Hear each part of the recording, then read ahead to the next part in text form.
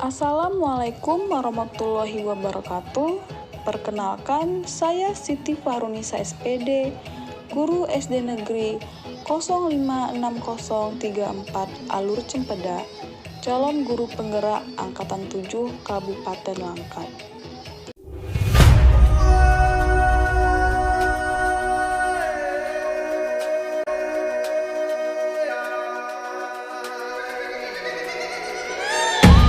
Pada kesempatan kali ini, izinkan saya untuk memaparkan aksi nyata Modul 1.4 Budaya Positif. Berikut rancangan untuk tindakan aksi nyata. Yang pertama, latar belakang. Makna pendidikan dari Ki Hajar Dewantara adalah menuntun segala kodrat yang ada pada anak, agar mereka sebagai manusia dan anggota masyarakat dapat mencapai keselamatan dan kebahagiaan setinggi-tingginya. Untuk mewujudkan hal tersebut, penting sekali penerapan budaya positif sekolah dalam pembiasaan sehari-hari untuk penanaman budi pekerti siswa sebagai pembentukan karakter. Salah satu langkah awal yang dapat dilakukan dalam membangun budaya positif yaitu membuat keyakinan kelas. Keyakinan kelas yang efektif dapat membantu dalam pembentukan budaya disiplin positif di kelas. Kemudian, tujuan. Tujuannya adalah yang pertama, untuk membiasakan murid menerapkan budaya positif sehingga menjadi karakter positif dan memiliki budi pekerti.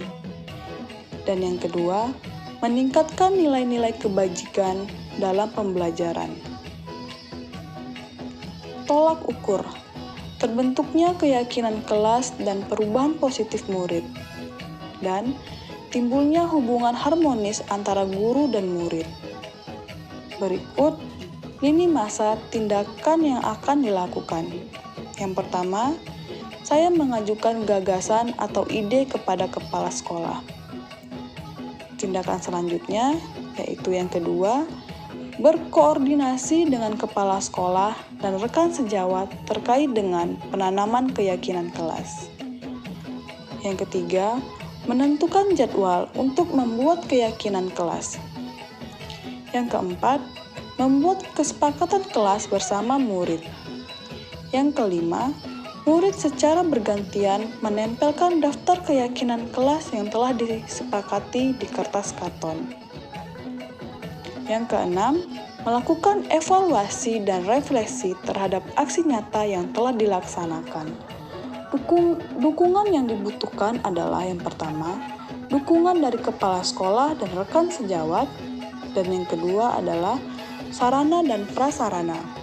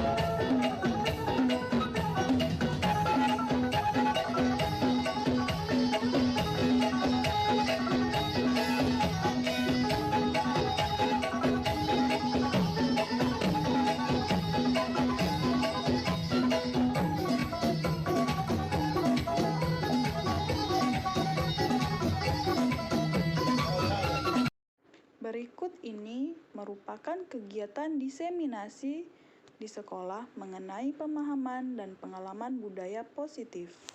Assalamualaikum warahmatullahi wabarakatuh dan selamat siang Ibu guru hebat semuanya. Selamat siang, Baiklah, pada siang hari ini saya ingin menjelaskan tentang modul 1.4 budaya positif.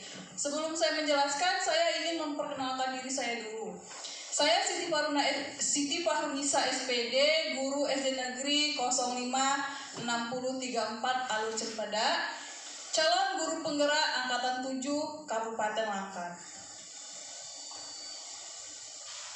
Apa yang dimaksud dengan budaya positif? Budaya positif adalah suatu pembiasaan yang bernilai positif, yang di dalamnya mengandung sejumlah kegiatan yang mampu menumbuhkan karakter murid. Nah, di dalam budaya positif ini terdapat konsep utama modul budaya positif. Adapun konsep utama modul budaya positif yang pertama adalah perubahan paradigma belajar. Dan yang kedua, disiplin positif. Ketiga, kebutuhan dasar manusia. Keempat, motivasi perilaku manusia.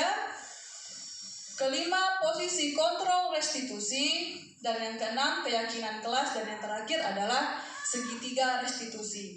Dari ketujuh konsep utama modul budaya positif ini akan saya terangkan satu persatu, dimulai dari perubahan paradigma belajar. Apa sih itu pembelajaran paradigma baru? Pembelajaran paradigma baru merupakan pembelajaran yang dirancang berdasarkan prinsip pembelajaran yang berdiferensiasi dan pengembangan karakter yang sesuai dengan nilai-nilai Pancasila.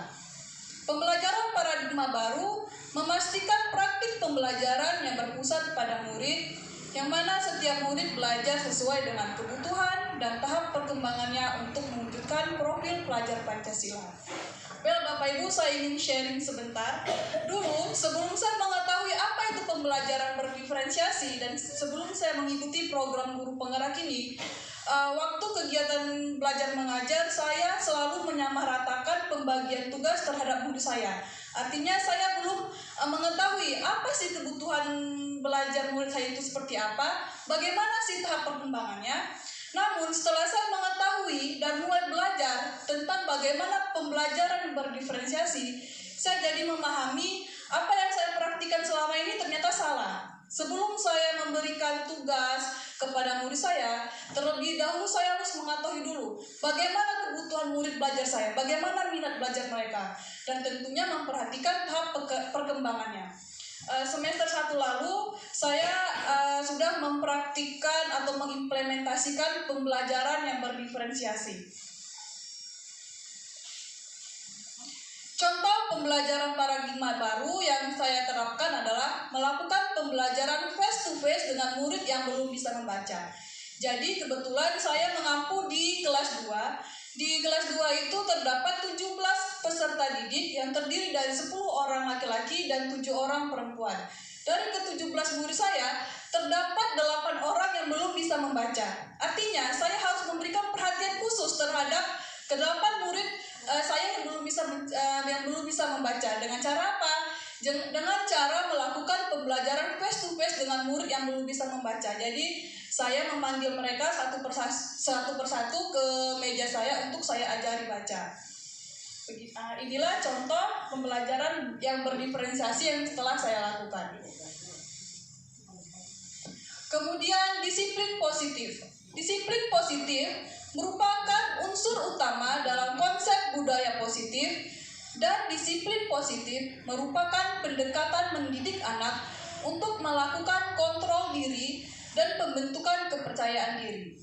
Disiplin positif merupakan suatu cara penerapan disiplin tanpa adanya tindakan kekerasan dan ancaman yang dalam praktiknya melibatkan komunikasi tentang perilaku yang efektif antara guru dan murid.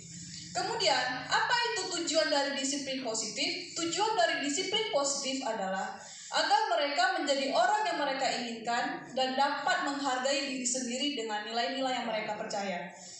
Selama ini kita meyakini disiplin itu selalu berkaitan dengan kepatuhan. Artinya jika dikaitkan dengan dunia pendidikan, terutama di lingkungan sekolah, warga lingkungan sekolah wajib mematuhi peraturan yang berlaku di sekolah. Artinya, murid melakukan disiplin bukan karena mereka ingin melakukan disiplin terhadap dirinya, melainkan mereka takut akan mendapat hukuman jika mereka melanggar peraturan yang berlaku di sekolah.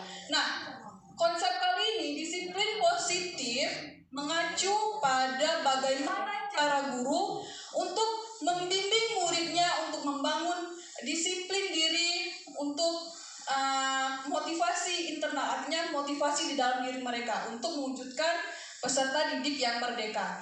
Nah, dengan mereka memiliki disiplin diri, mereka dapat menentukan, mengontrol tindakan atas nilai-nilai yang mereka percaya. Jadi mereka lebih mengetahui perilaku yang mana yang baik untuk dilakukan dan perilaku mana yang tidak baik untuk dilakukan. Berikut akan saya tampilkan contoh disiplin positif yang sudah berjalan di sekolah kita. Di sini saya mengambil 4 contoh kegiatan disiplin positif. Yang pertama, ada kegiatan sarapan bersama sebelum memasuki kelas. Di sini dipimpin oleh 2 orang siswa dan siswi. Dan yang kedua, melakukan baris berbaris sebelum memasuki kelas. Yang ketiga, melakukan sholat berjamaah. Dan yang keempat, kegiatan bergotong royong setiap hari Jumat. Inilah kegiatan disiplin positif yang telah berjalan di sekolah kita, dan saya harap ya akan terus berkelanjutan di kemudian hari. Kemudian kebutuhan dasar manusia. Terdapat 5 kebutuhan dasar manusia. Yang pertama ada kebutuhan fisiologis, rasa aman, kasih sayang, penghargaan, dan aktualisasi diri. Apa itu kebutuhan fisiologis? Kebutuhan fisiologis adalah kebutuhan untuk mempertahankan hidupnya secara fisik. Kebutuhan fisiologis ini adalah kebutuhan dasar manusia. Yang dimaksud dengan kebutuhan untuk mempertahankan hidupnya secara fisik itu apa? Seperti sandang, pangan, dan papan. Setelah kebutuhan fisiologis terpenuhi secukupnya, maka muncullah kebutuhan akan rasa aman. Yang saya yakini jika dikaitkan di dalam dunia pendidikan, murid-murid membutuhkan akan rasa aman, baik di dalam kelas ataupun di luar kelas. Dengan artian mereka membutuhkan perlindungan baik secara fisik dan lain-lain.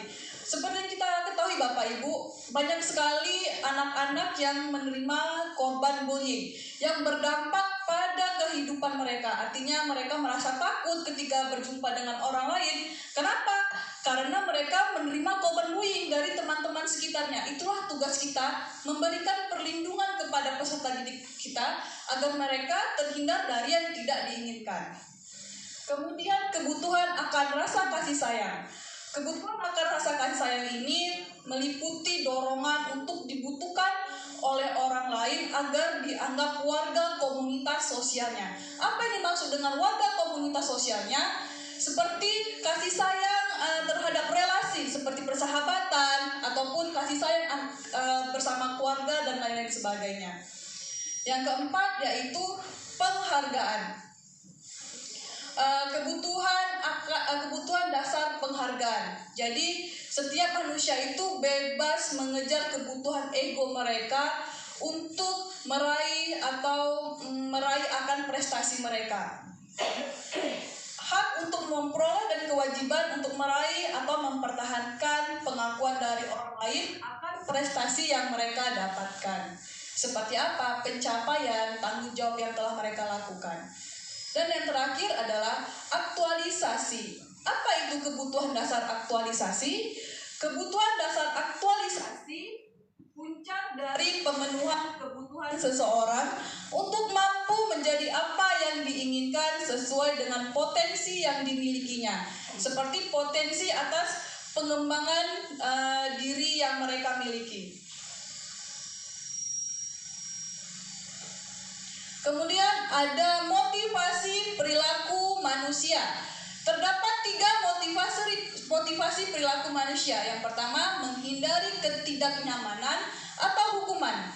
Sebagai contoh, murid melakukan disiplin karena ia merasa takut akan mendapatkan hukuman dari guru, yang seperti tadi sudah saya jelaskan. Jadi mereka melakukan disiplin bukan karena mereka meyakini nilai-nilai yang mereka percaya, melainkan mereka melakukan disiplin karena mereka takut mendapat hukuman yang akan mereka dapatkan ketika mereka melanggar sebuah peraturan. Hal tersebut merupakan motivasi eksternal, artinya motivasi dari luar. Yang kedua, mendapatkan imbalan atau penghargaan dari orang lain. Artinya, murid melakukan sesuatu seperti disiplin diri karena ia ingin mendapatkan imbalan. Seperti setelah mereka menerapkan disiplin diri, mereka ingin mendapatkan pujian dari orang-orang sekitarnya. Hal tersebut merupakan motivasi eksternal. Dan yang terakhir adalah menghargai nilai-nilai kebajikan diri sendiri.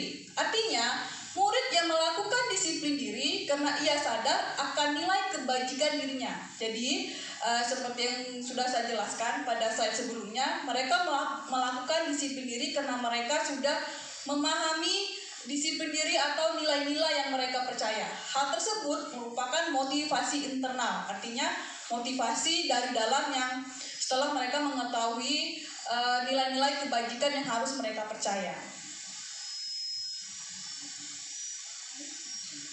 Ada posisi kontrol restitusi. Terdapat 5 posisi kontrol restitusi. Yang pertama, sebagai penghukum. Kedua, pembuat rasa bersalah. Ketiga, teman. Keempat, pemantau. Dan yang kelima, sebagai contoh penerapan 5 posisi kontrol saya ambil dari kasus siswa tidak mengerjakan PR. Yang pertama, saya mulai dari posisi kontrol sebagai penghukum. Biasanya seorang penghukum biasa menggunakan hukuman baik secara verbal maupun fisik. Dampak kepada murid biasanya itu mereka cenderung melakukan kesalahan yang sama, bahkan lebih parah lagi, dan sikap mereka biasanya lebih agresif. Contoh kalimat yang saya ambil, kamu selalu tidak siap PR, berdiri di depan kelas. Biasanya seperti itu ya Ibu. Kemudian yang kedua, pembuat rasa bersalah.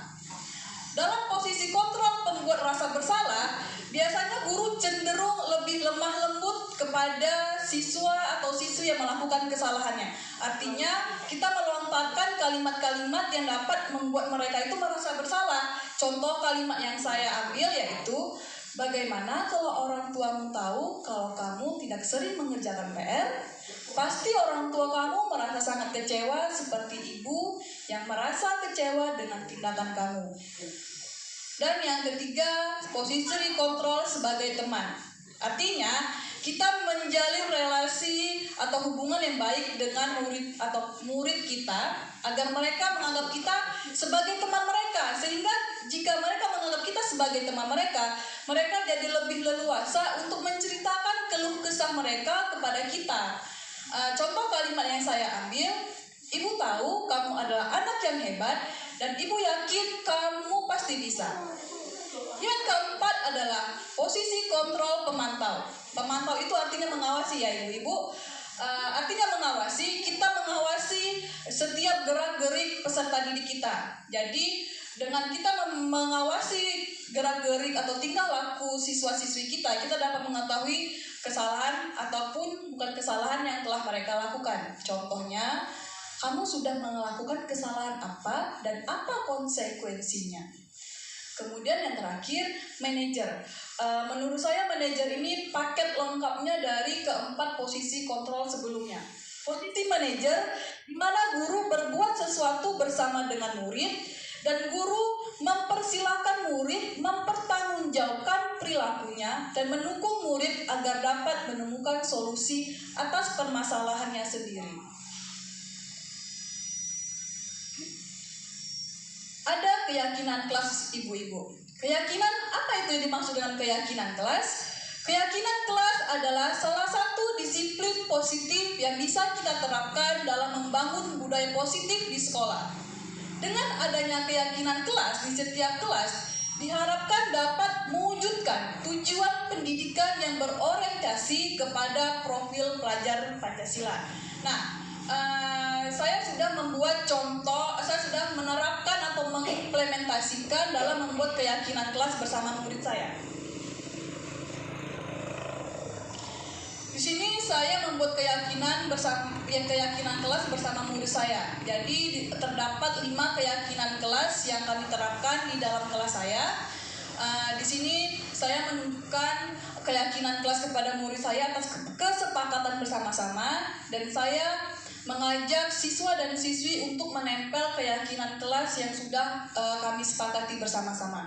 Artinya, dengan membuat keyakinan kelas ini mengubah mindset mereka untuk disiplin diri atas yang mereka yakini. Kenapa? Karena telah membuat keyakinan kelas yang harus mereka patuhi. Maksud dari patuhi ini bukan seperti harus jika melanggar diberikan hukuman, tidak ya Bapak Ibu, melainkan membuat keyakinan kelas ini untuk nilai-nilai yang mereka percaya agar mereka dapat mendisiplinkan diri mereka. Kemudian ada segitiga restitusi. Apa itu segitiga restitusi? Segitiga restitusi adalah proses menciptakan kondisi bagi murid untuk memperbaiki kesalahan mereka sehingga mereka bisa kembali kepada kelompok mereka dengan karakter yang lebih kuat. Dapat kita lihat, yang pertama ada menstabilkan identitas, kedua validasi tindakan yang salah, dan yang ketiga adalah menanyakan keyakinan. Kita mulai dari langkah yang pertama, yaitu menstabilkan identitas. Kenapa seorang murid bisa melakukan kesalahan? Karena mereka ada kebutuhan dasar mereka yang belum terpenuhi. Artinya bagian dasar segitiga restitusi ini memiliki tujuan untuk merubah orang yang gagal karena telah berbuat kesalahan menjadi orang yang sukses. Kemudian kita masuk ke langkah yang kedua, yaitu validasi tindakan yang salah. Validasi tindakan yang salah ini apa? Kita harus memenuhi kebutuhan dasar yang mendasari tindakan anak itu berbuat salah. Kenapa? Jadi jangan langsung kita beri hukuman atau kita beri sanksi tanpa kita mengetahui terlebih dahulu apa penyebab yang mendasari mereka untuk melakukan kesalahan tersebut. Setelah kita berhasil menerapkan menstabilkan identitas dan validasi tindakan yang salah, barulah kita masuk ke langkah selanjutnya, yaitu dengan menanyakan keyakinan. Menanyakan keyakinan ini, maka kita mempersiapkan diri untuk menanyakan keyakinan apa yang murid kita yakini, seperti keyakinan kelas yang sudah disepakati, atau kita bisa menanyakan untuk di masa depan mereka ini menjadi apa. Itulah fungsi dari segitiga restitusi. Nah Bapak Ibu, sebelumnya ada kejadian di mana murid saya melakukan sebuah kesalahan dan saya mencoba menerapkan atau mengimplementasikan segitiga restitusi. Berikut akan saya tampilkan. Di sini penerapan segitiga restitusi dalam pemecahan masalah murid. Kasusnya siswa tidak mengerjakan PR. Saya bacakan teks yang di depan. Faiz adalah siswa kelas 2 SD Negeri 0563 4 Alir Cempeda. Saat itu, Ibu Nisa menanyakan kepada murid-muridnya apakah pekerjaan rumah atau PR yang telah diberikan sudah selesai. Faiz terlihat ketakutan dan tidak mengumpulkan tugasnya. Lalu Ibu Nisa mengajak Faiz untuk datang ke meja kerja Ibu Nisa untuk menanyakan kenapa ia tidak mengerjakan tugas yang diberikan. Artinya, saya tidak langsung memberikan dia hukuman, melainkan saya ingin mengetahui dulu apa penyebab dia tidak menyelesaikan tugas yang telah saya berikan. Berikut akan saya tampilkan videonya.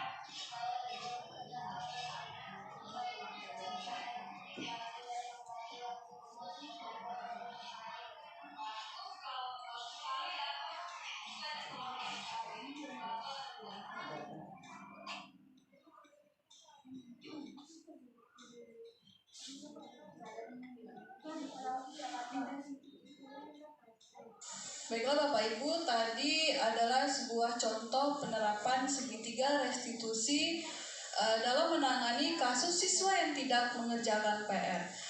Sebelum saya menunjukkan respon siswa atas tindakan segitiga restitusi yang saya lakukan, saya ingin bertanya nih kepada ibu-ibu sekalian.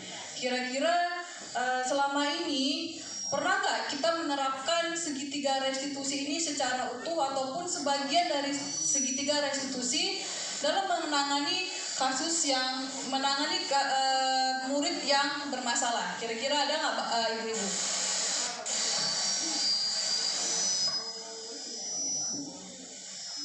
Kira-kira ada nggak ibu-ibu? Ya, Ibu Intan. Kebetulan saya, Assalamualaikum warahmatullahi wabarakatuh. Kebetulan saya pernah melakukan penerapan segitiga restitusi ini, tapi tidak seluruhnya Bu Ica. Hanya di tahap pertama menstabilkan identitas, terus yang kedua tadi apa Bu Ica? Tidak sampai menanyakan keyakinan, tetapi iya, hanya sampai memvalidasi tindakan yang salah. Jadi tidak sampai ke menanyakan keyakinan. Jadi saya sudah pernah melakukan, tapi tidak lengkap seperti ini gitu Bu. Jadi hanya dua tahap saja di dalam segitiga restitusi ini. Saya rasa itu Bu Ica. Terima kasih Bu Intan. Bagaimana dengan guru yang lain? Apakah sudah pernah menerapkan segitiga restitusi secara utuh ataupun sebagian dari segitiga restitusi ini?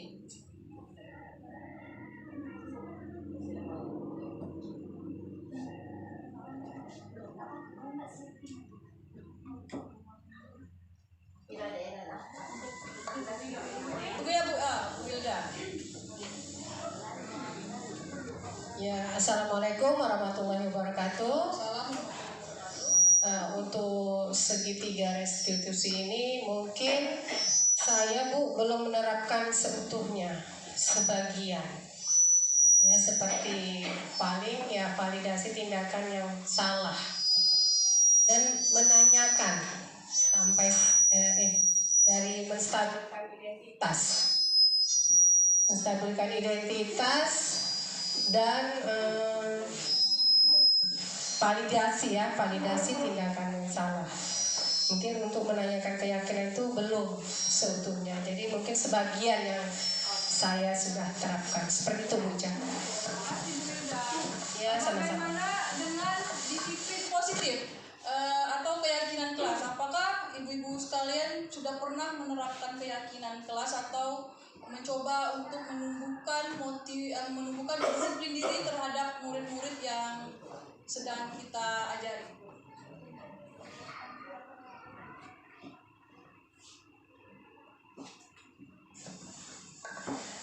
Terima kasih Bu Ica. Kalau untuk menumbuhkan disiplin positif, saya sudah mencoba menerapkannya. Kebetulan saya guru kelas 6, jadi saya latih kemandirian murid tadi untuk mereka mau dipimpin ketua kelas dan wakil ketua kelas setiap pagi setelah bel berbunyi, tanpa ada guru pun mereka langsung berbaris di halaman atau di teras kelas apabila keadaan sedang hujan. Jadi itu saya pantau dan ternyata mereka bisa melakukannya tanpa ada guru. Dan imbasnya sangat bermanfaat diikuti oleh kelas-kelas lain. Biasanya murid-murid kita itu kalau belum ada gurunya pada kemana-mana kan gitu. Tetapi karena saya mencoba menumbuhkan disiplin positif dari hal-hal kecil dulu, hal-hal sederhana. Mengerti nggak mereka baris dulu, lalu masuk ke kelas kan begitu.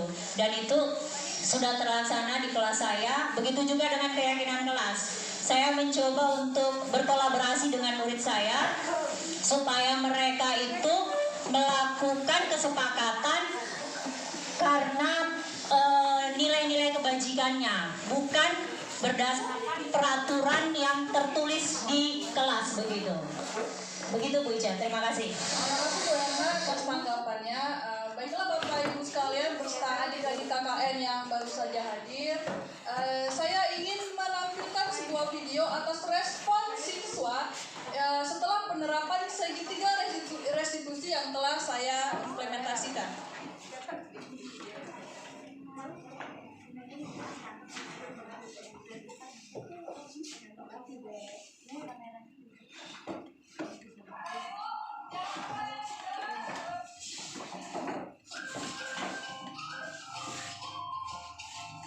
Ini adalah respon siswa setelah menerapkan segitiga restitusi.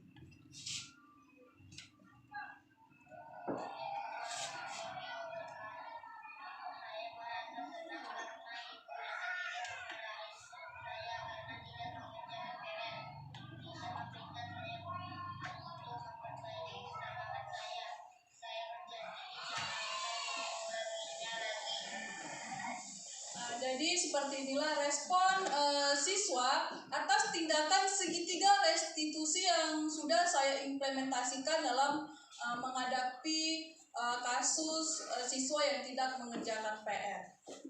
Sebelum saya mengakhiri, saya buka sesi tanya jawab. Saya persilakan siapa yang ingin bertanya. Ya, Bu Wilda. Ya, terima kasih kepada Bu Ica yang telah memberikan kesempatan kepada saya. Saya dengan keyakinan kelas tadi, Bu Ica, saya kan mengejar di kelas rendah. Bagaimana menerapkan keyakinan kelas itu di kelas rendah, sementara anak-anak itu tidak paham apa itu keyakinan kelas. Jadi bagaimanalah untuk meyakinkan kepada anak-anak atau biar paham anak-anak itu apa sih keyakinan kelas itu. Ya mungkin itu saja Bu Ica. Beri tepuk tangan dulu dong untuk Ibu.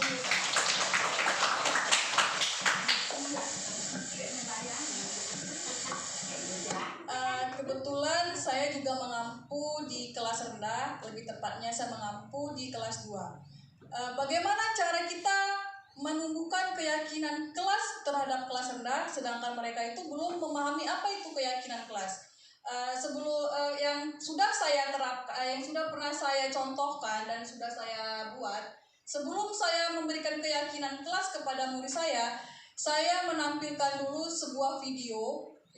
Kalau tidak salah itu video tentang kedisiplinan. Jadi ada murid yang di dalam video itu ceritanya ada murid yang melakukan disiplin diri dan ada murid yang sama sekali tidak pernah melakukan disiplin diri. Artinya, kenapa saya ingin menampilkan video tersebut? Saya ingin menumbuhkan kesadaran diri kepada peserta didik saya akan nilai-nilai yang dapat mereka nilai. Seperti hal apa saja yang harus mereka lakukan dan hal apa saja yang tidak boleh mereka lakukan. Dengan cara apa? Kalau saya sendiri, pribadi saya dengan cara menampilkan dulu sebuah video. Kemudian setelah saya menayangkan video tersebut, saya bertanya kepada murid-murid saya, bagaimana tadi anak-anak ibu tanggapan kalian atas video yang telah ditonton?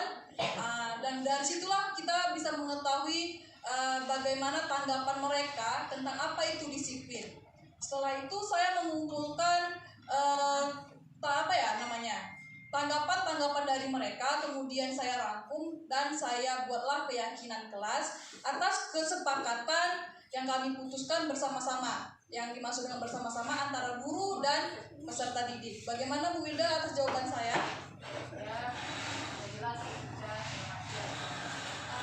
Untuk kalau ada lagi yang ingin bertanya, ya Ibu Intan. Oke, assalamualaikum warahmatullahi wabarakatuh. Selamat siang. Terima kasih kepada Bu Ica telah memberikan kesempatan pada saya untuk memberikan pertanyaan. Pertanyaan yang ingin saya sampaikan yaitu bagaimana cara kita menumbuhkan disiplin diri kepada murid. Saya rasa itu. Terima kasih. Assalamualaikum warahmatullahi wabarakatuh. Terima kasih Bu Intan. Beri tepuk tangan dong untuk Bu Intan. Dan lebih semangat lagi kan untuk Ibu. Tadi bagaimana cara kita menumbuhkan disiplin diri kepada murid-murid kita. Dengan hal kecil aja menurut saya. Dengan cara apa? Dengan cara kita mendisiplinkan diri kita dulu. Artinya dengan kita mendisiplinkan diri kita, murid kita itu bisa melihat, oh ternyata ibu guru aku tuh ngelakuin hal disiplin ya, kayaknya patut deh aku contoh, seperti itu. Kemudian kita juga harus konsisten. Ketika kita telah mendisiplinkan diri kita sendiri, kita harus konsisten dengan apa yang telah kita lakukan yang baik untuk dicontoh oleh murid kita. Saya rasa itu saja. Ibu Intan bagaimana? Terima kasih Bu Intan. Bagaimana dengan adik-adik KKN yang lain? Apakah ada yang ingin bertanya?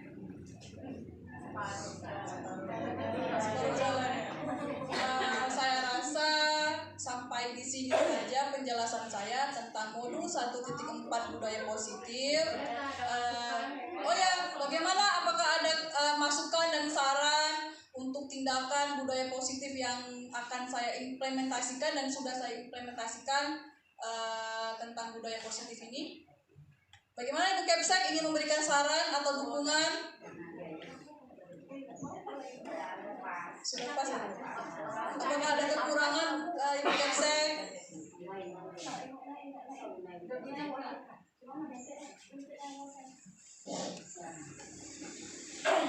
Dari awal sampai akhir.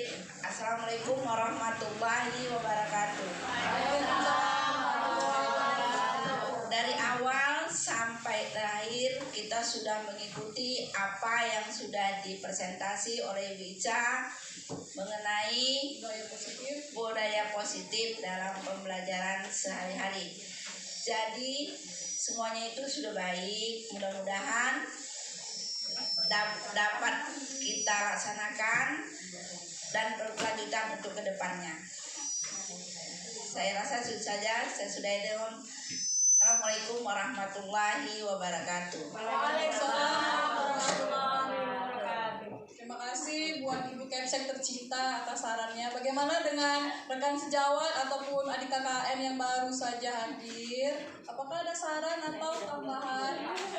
dengan aksi nyata budaya positif yang telah saya lakukan.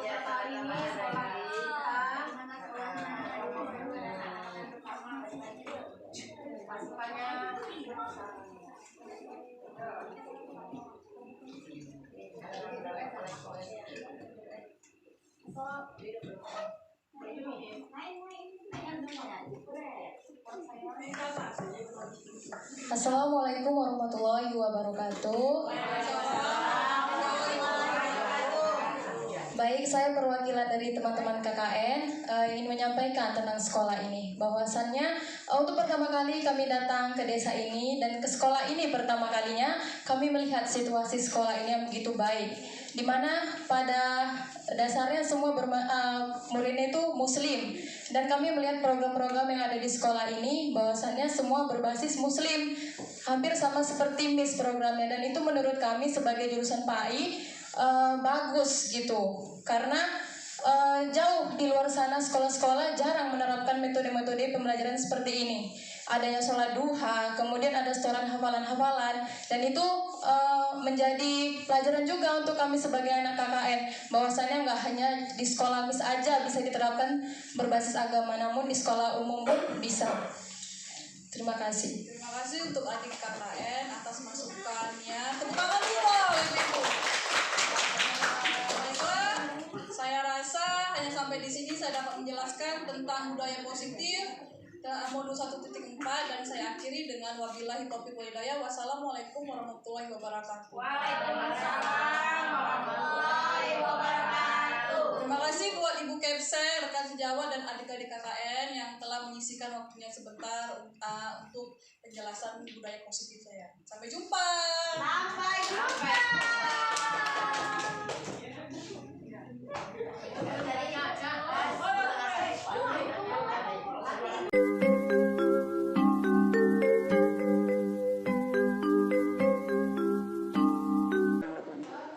Assalamualaikum warahmatullahi wabarakatuh. Saya Nina Elisa, Kepala Sekolah SD Negeri 056034 Alur Cempedak, sebagai pimpinan Ibu Siti Fahrunisa mengajar. Saya bangga sekali dengan kinerja dan kekompakan guru-guru SD 0534 Alur Cempedak, khususnya kepada Ibu Siti Fahrunisa yang berhasil mengikuti program guru penggerak. Desiminasi pengimbasan yang dipaparkan Ibu Siti Fahrunisa merupakan aksi nyata program guru penggerak. Saya berharap pengimbasan ini bersifat permanen sebagai dampak positif bagi warga lingkungan sekolah. Yang dapat saya sampaikan, saya akhiri dengan wabillahi taufiq wal hidayah. Assalamualaikum warahmatullahi wabarakatuh.